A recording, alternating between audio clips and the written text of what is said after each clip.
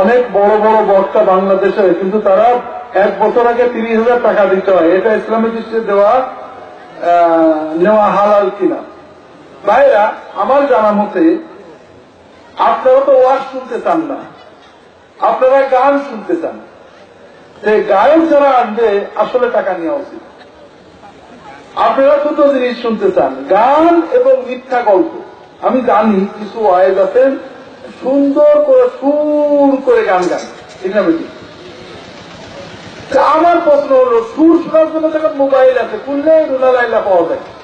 বিষয় হলো আর মিথ্যা গল্প, নবীর নামে মিথ্যা গল্প, নিজের নামে মিথ্যা কথা, অমুক জায়গায় গেলাম, অমুক নবীর কবর এত হাত পাওয়া, অমুক জায়গায় কবরে 1000 বছর লাশ পড়ে আসে পচি নিয়ে, এসব গল্প শুনেননি?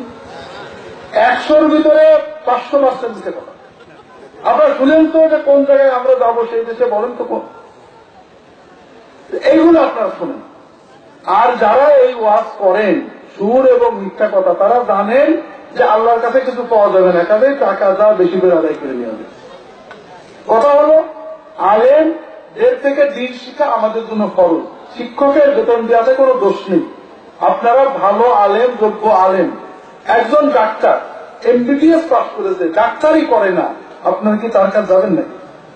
যাবেন? ডাক্তারি পাস করতে হবে, কোন হাসপাতালের প্রফেসর হতে হবে, প্র্যাকটিস থাকবে।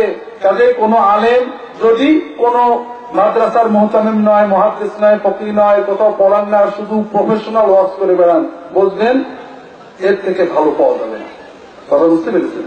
এই জন্য কোন মাদ্রাসার মুহাদ্দিস, মুফতামিম, উস্তাদ, প্রফেসর তাদের আনার চেষ্টা করবেন, যেন আলেমদের থেকে। আর ভালো আলেমরা কখনো এইভাবে টাকা ঠিক করে আসেন না। তবে এলেম শিক্ষা আপনার উপর খরচ। আর শিক্ষক যদি বেতন চাই, বেতন দেওয়া না দেয়।